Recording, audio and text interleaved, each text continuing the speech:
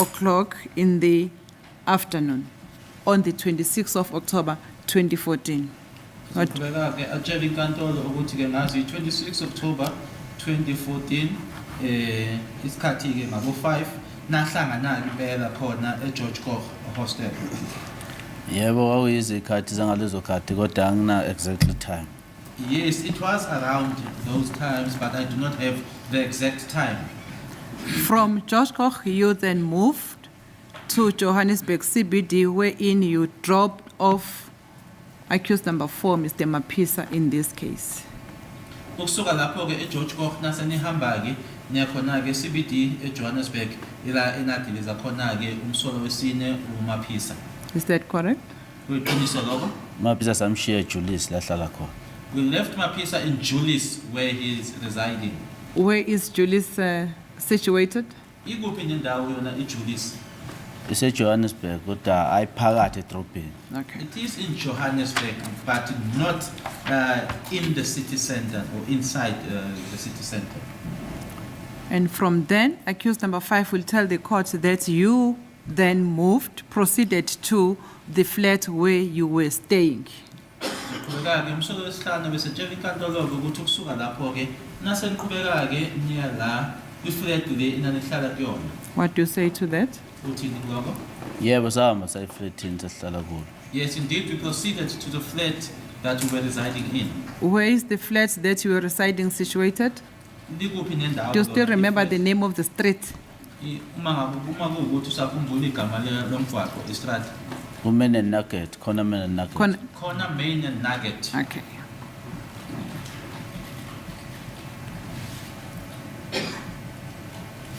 He will also tell this court that when you arrived there, you then separated. He went to his flat and you also went to his flat, but in the same building.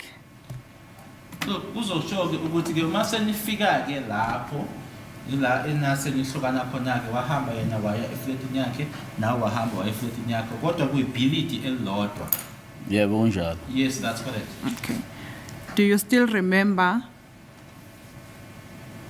with whom was accused number 5 with when you separated? Ngabe usakhumbula yini ukuthi-ke umsolo wesihlanu wayehamba nobani noma wayenobani ngesikhathi nihlukana? Untulu behlala noba umncane wakhe. Ntuli was residing with his uncle, who's now on this paternal side. Mapungulu Mapungu noSiphiva. and Spiva. Do you know the surnames of Mapungu? Ibongo zabo uyazazi? Mapungulu Ntuli, Mapungu Ntuli, Siphiva Ntuli. Spiva Ntuli. When you separated at night on the 26th of October 2014, was accused number 5 with Mapungu Ntuli. Ngesikhathi nihlukana ebusuku noma ke ntambama ngazi 26 October 2014 ingabe umsolo wesihlanu wayendawonye noma Mapungu Ntuli? Mapungu Yebo. Ntuli, yes. Yes, Ngoba sasisonke emotweni behlaba endlini yabo nami ngala ngihlala khona endlini yami. because we were together in the vehicle. They then alighted from the vehicle, went to their place. I also went to my place. And Spiva Ntuli as well. Nayo Spiva Ntuli. Yebo bathathu babe endlini eyi-1 bahlala erumini eli-1. Yes, the three of them proceeded to the same house because they were residing in the same room. Okay, roughly, if you can be able to recall, so it means you were together with Mr. Ntuli from or about 5 o'clock in the afternoon on the 26th of October 2014 until what time? Uma kuwukuthi-ke If you can nabo- still remember. Uma kuwukuthi usakhumbula isikhathi nahlangana ngaso wena-ke nomnumzane Ntuli kwakuwabo-5. Uma senihlukana-ke manje kwakuse ubani isikhathi? Manje sihlukana ngithi kula ko-7. When we separated, it was around 7. Oh no kodwa ngicela ukuthi wayeseshayela u-7 khona lapho. After masihlukana. But I think it was already after 7 when we went our separate ways.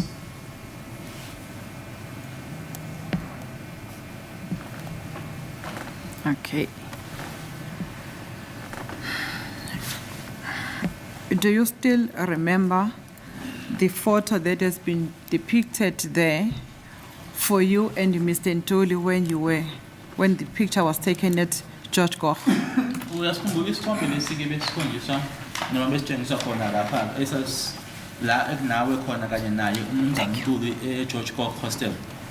Yebo ngiyasikhumbula. Yes, I do remember. The picture that is depicted in Exhibit S on page 17, Page 17, Exhibit S. wherein you are wearing a beige jacket and accused number 5 is wearing a black jacket.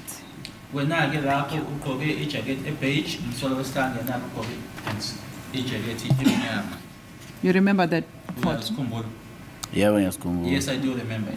Gqoke konjacket ekhakhi. I'm wearing a khaki jacket. Okay. Do you confirm that this picture, can you confirm where this picture was taken? Ungasho uma uqinisekise la isithombe lesi esathuthukela khona George Koch Hostel. George Koch Hostel. Okay. Now there is a witness by the name of Constable Zongo who testified. You remember that evidence, and he said you were together with Mr. Ntuli at the hostel in Fort Loras. Kunofakazi ke la owethule ubufakazi bakhe ke esho ke ukuthi ke nani ndawonye ehostel eFort Loras.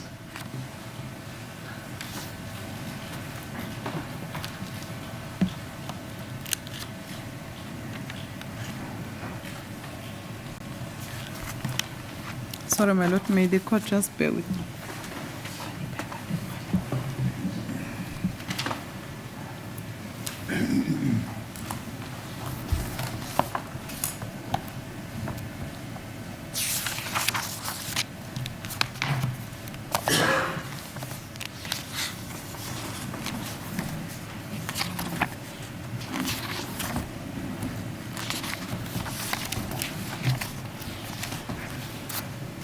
It's fine. Let's start where Constable Zongo testified that on this date, on the 26th of October 2014, he saw you together with accused number 5 at the hostel in Fort Loras. Is that correct? Asiqale la khona ke uConstable Zungu kubufakazi bakhe ke tshela inkantolo ukuthi ke ngazi 26 October 2014 wakubona ke wena ndawonye naye umsolwa wesihlanu khona kule la hostel eFort Loras. Awuqamba mangazange ngibe naye mina eFort Loras. No, he told lies. I was never with him in Fort Loras. I choose number 5 futhi azangafika eFort Loras. I choose number 5. Number 5. Yeah. I choose number 5. Never got to Fort Loras. Nama zangiye futhi ehostel sebasuthini ngo-26 October 2014. I also never went to Basutwini Hostel on the 26th of October 2014. Accused number 5 says he has no knowledge and he does not know the person by the name of Makosonke Zungu, whom Constable Zungu said he was together with yourself and accused number 5 at Basutu Hostel on the 26th of October 2014. Umsolo wesihlanu ke akutshela bona ke ukuthi ke akamazi umuntu igama lakhe kuMakhosonke Zungu. Makhosonke Zungu lowo ke uConstable Zungu akhulumile ngaye athi ke naye wayekhona ke noma nani wayekhona naye ngesikhathi ke nani ndawonye ninonke eFort Loras eBasuthu Hostel nge-26 October 2014. Yebo ngiyezwa. Yes, I hear. Accused number 5 also would deny that he was with Kwabini, who also testified in this court at Basutu Hostel on the 26th of October 2014, together with yourself. Uzophika futhi ke umsolo wesihlanu ukuthi ke wayendawonye noGwabeni owethula ke ubufakazi phambi kwale nkantolo nge-26 October 2014 eBasuthu Hostel eFort Loras ndawonye nawe. Do you have any response? Khona What do you say to that? noma uthini kuloko? Ngiyakuzwa lokusho. I hear what he's saying. Kodwa ke ulaba abantu obabalawo Makhosonke noGwabeni ngibaqale kule box.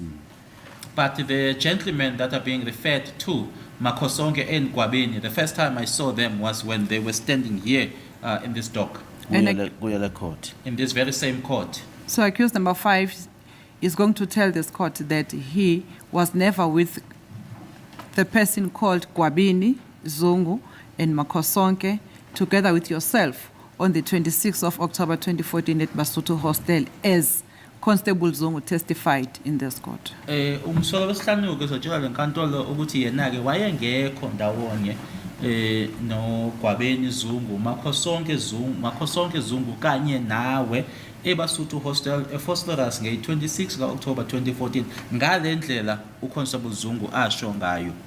Yebo, njengoba nami ngisho njalo ukuthi azange ibe naye vele uNtuli ngalelo langa eFosloras.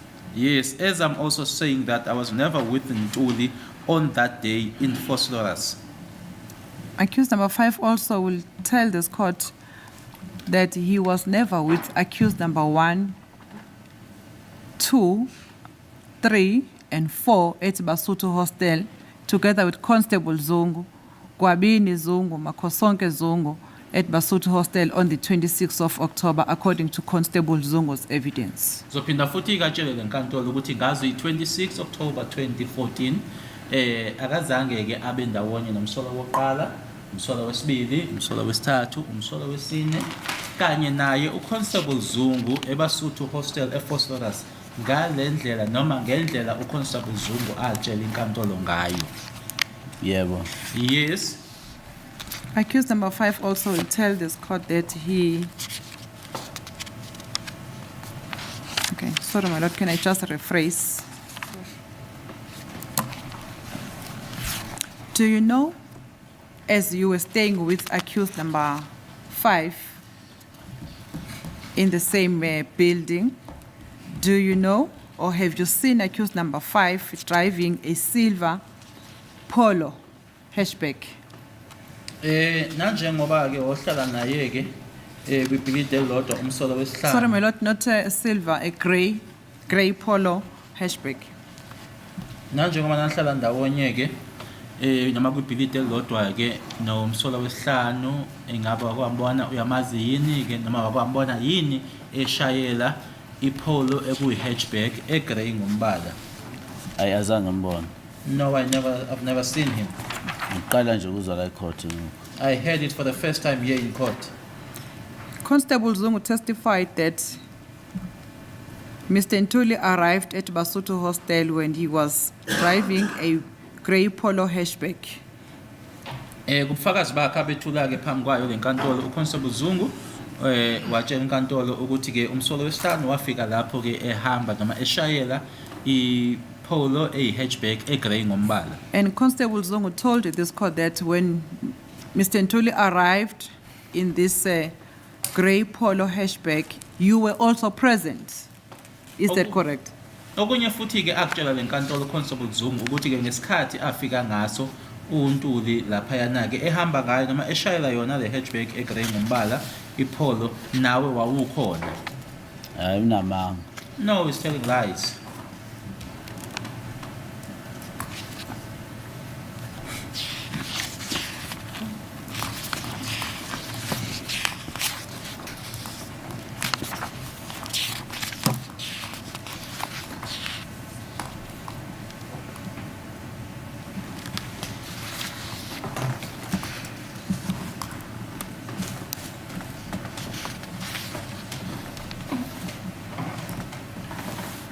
Constable Zungu also further testified, as per the transcript dated 7 September 2023, on page 17, paragraph, line number 21, when he said, testifying in this court, accused 1 and accused 3, accused 1 was carrying a firearm of a .38 revolver, and accused 3 was in a possession of a 9mm.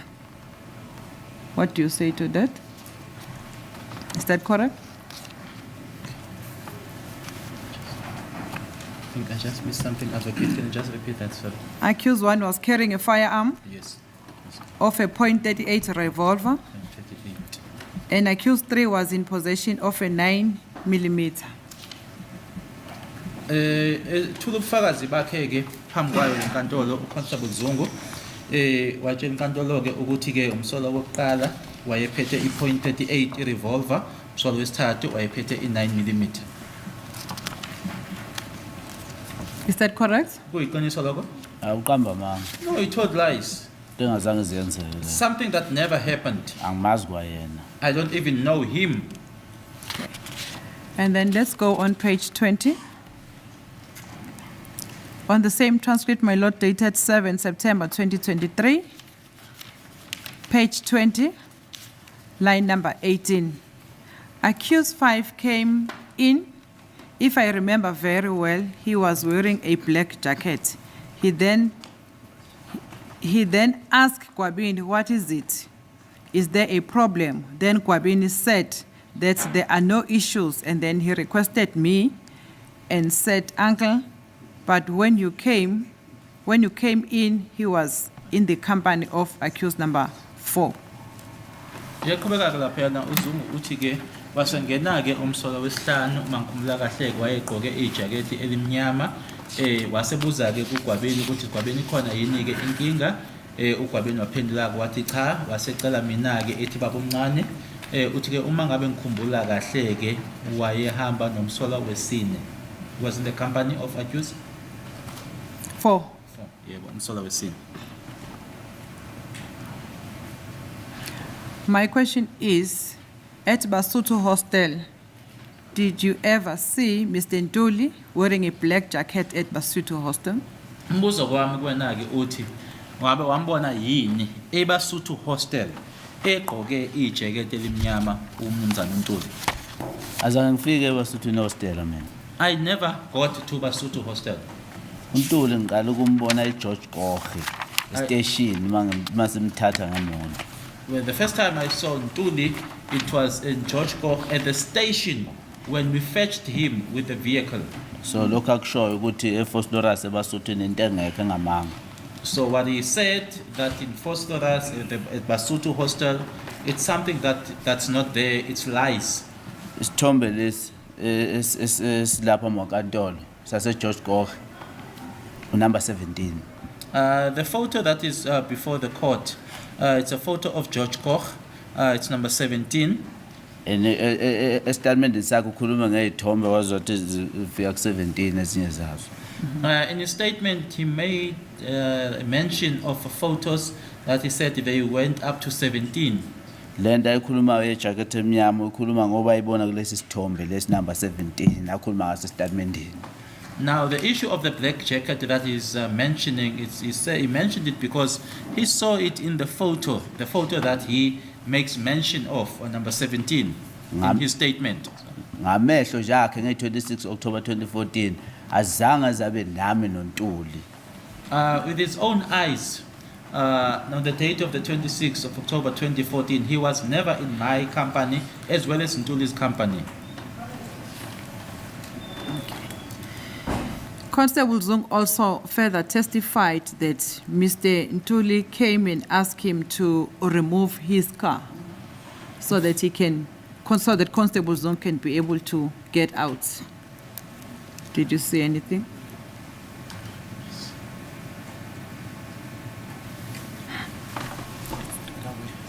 So that Ntuli can get out. He asked Constable Zungu to remove his car so that Ntuli can get out with this grey polo. Ubufakazi bakhe ke uConstable Zungu watshela lenkantolo ke ukuthi ke uNtuli weza kuyena ke yena Zungu ukuthi uZungu asuseke imoto yakhe azokwazi yena Ntuli ukuthi ke aphume. Into engekho nje leyo. It's something that just doesn't exist. Ngoba nje kuthiwa nami ngangilapha into engazange ziyenzeke leyo. Because even if it said that I was there, it's something that never happened. Kwalo muntu lo akhuluma ngaye athi ena uye wamtshela uNtuli ufuna ukuphuma athi usinakho angimazi. Even the person that he made mention of, that the person called Sinako, that's the person that Ntuli told to go and ask him to give way. I don't know that person. So amanga nje lento esho uConstable Zungu. So what was said by Constable Zungu was all lies.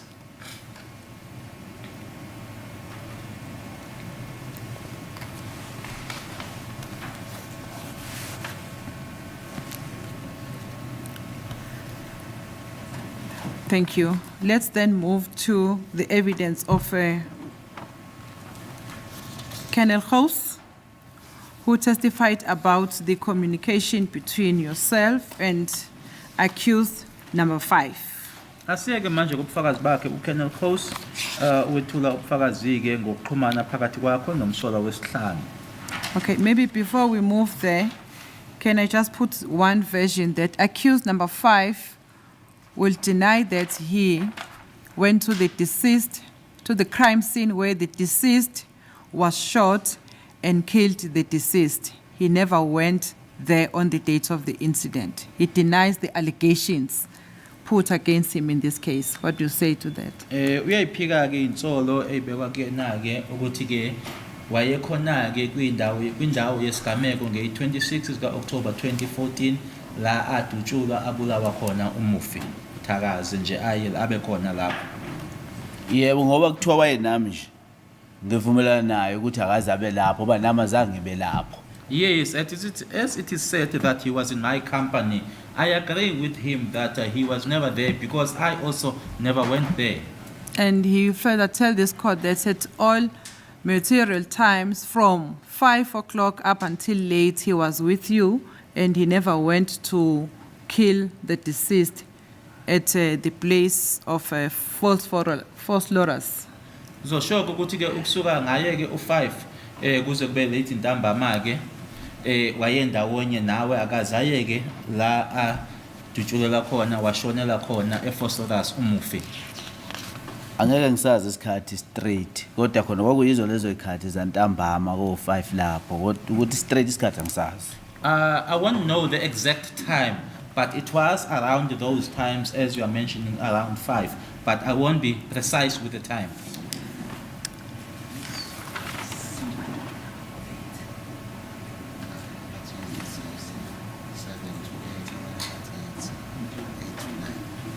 Okay.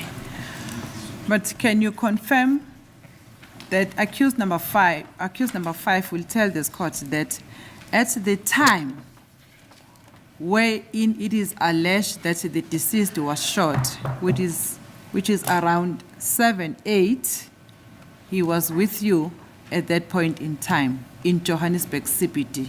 Kodwa ke ungaqinisekisa yini ukuthi ngeinkathi lezi insolo ke ikhuluma ngazo ukuthi ke isona isikhathi umufi adutshulwa washona ngaso abo 7-8 ukuthi ke wayendawonye nawe ngaleso sikhathi leso umsolo wesihlanu eJohannesburg CBD. Leso sikhathi leso nje mina ngangiphakathi eflatini lapho. By that time I personally was inside my flat. Ngihlukane naye wayendlini yakhe kulo iflat lele ngihlala kulo. I separated with him. He went to his place in the same flat that I'm staying in. Nami ngaya kweyami indlu. I also went to my house.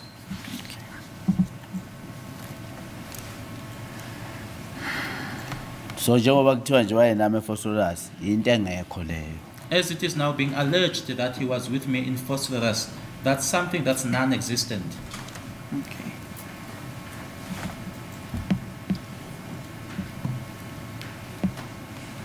And then Constable Colonel Gous testified in this court, and he said you were communicating with accused number 5, Mr. Ntuli, with the number 071 595 1239. Constable, sorry, uKenneth Gous ubufakazi bakhe abethule tshele lenkantolo ukuthi ke wawuxhumana wena ke nokuxhumana nomzana uNtuli kwinamba ke ewu 071 595 1239. Sorry. Yes. Do you know this number? Uyayazi le number? 071 071 595 595 1239. 1239. Akusi number kaNtuli le. This is not Ntuli's number. Amaphoyisa aqamba amanga athi number kaNtuli. Police told lies and said it was Ntuli's number. Inamba yamshana kaMabhungu le. This number belongs to Mabhungu Ntuli's niece. Do you know his name? Uyalazi igama lakhe mshana? Hayi igama lakhe angilazi. Ngimbiza mshana waNtuli nje. I don't know the niece's name. I just refer to him as Mshana Kantuli. kodwa ngilizwe la ikhoti bethu Lungisani. But I heard it here in court when they said it's Lungisani. Okay. Did you have this number in your, saved in your cell phone? Ingabi number lena wawunayo yini kuma number owawasavile kumakhalekhukhwini wakho? Yebo benginayo. Yes, I heard it. Okay. And did you use to communicate with Lungsani through this number, Ingabe ending with 1239? Ingabe wawuvamise ukuxhumana naye yini uLungisani usebenzisa yona le number le egcina go1239? Yebo. Yes. Okay. Did you at any stage communicate with Mr. Ntuli using the number 071-595-1239? Ingabe kwenzeka yini ukuthi ke uxhumane naye umnumzana uNtuli esebenzisa le number lena egcina go1239? Azange kwenzeke ngoba le number benomnikazi wawo. uNtuli benamafoni wakhe ayile. It never happened because this number had its owner. Ntuli had his phones, but not this one. Nginawo amanamba kaNtuli efonini yami. I do have Ntuli's numbers in my phone. Mangifuna ukushayela uNtuli ngishayela uNtuli ngenamba yakhe. When I want to contact Ntuli, I contact Ntuli on his number. Ngeke ngishayela uNtuli enambeni yomunye umuntu enenamba yakhe. I'll never contact Ntuli on someone else's number when he has his own number. So into engekho le engamanga le. So this is something non-existent and it's lies. Ntuli will deny that he was using this number 071-595-1239 to contact or to communicate with you. Ntuli uzophika-ke ukuthi ke wayisebenzisa le number 071-595-1239 ukuxhumana nawe. Yebo ngiyezwa. Yes, I hear.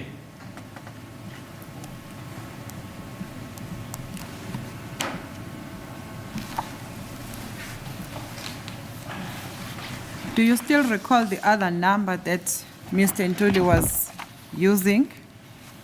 Ngabe usayikhumbula yini enye number eyayisetshenziswa uNtuli? Awangitshela ngizokukhumbula mawuthi ngitshela inamba zakho. You can mention them. I'll be able to recall if you call the numbers out. May the court just bear with me, my lord.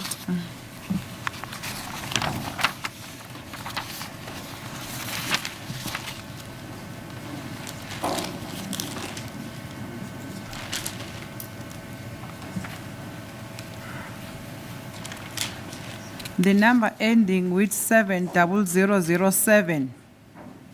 The number egcina ngo-7007. Inamba kaNtuli. That's Ntuli's number. Yes. Is that the number that you were using to communicate with Mr. Ntuli? Iyona inumber owawuyisebenzisa ukuxhumana noNtuli.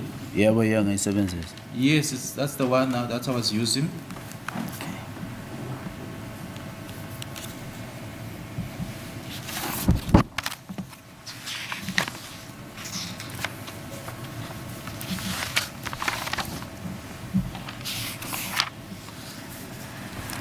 The number 0733059202. Mr. Ntuli says this is the number that he was using also to communicate with you.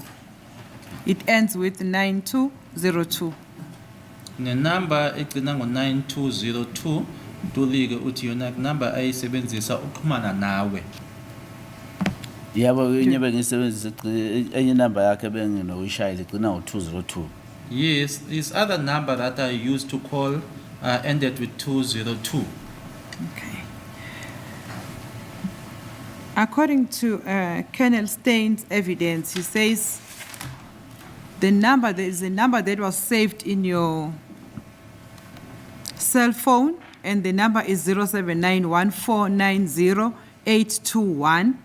It was stored or saved as the number belonging to Vugani Khumalo.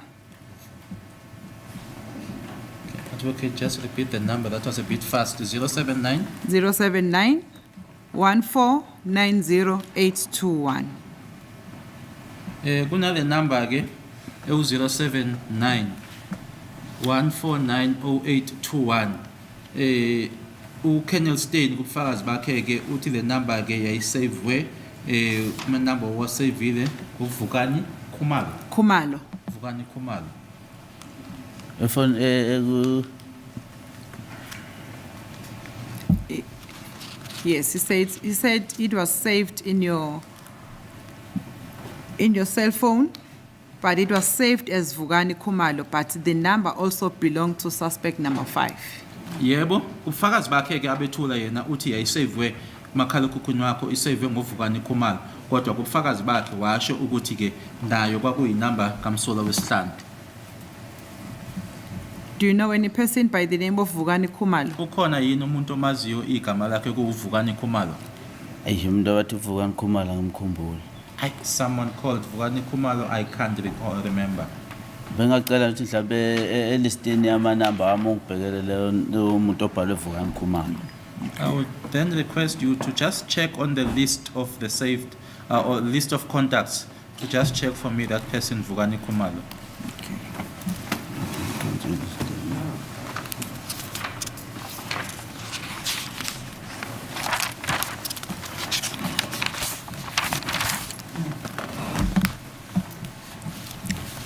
Thank you, my lord. Can I double check with my client, my lord, if I have left something out?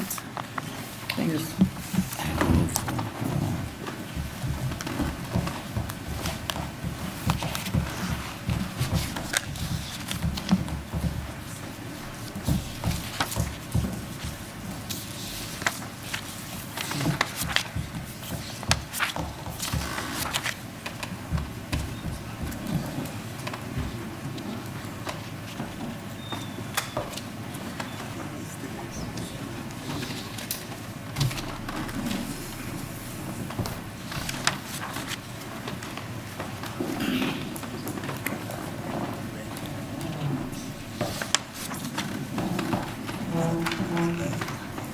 Thank you, my lord. I've got no further questions. Thanks.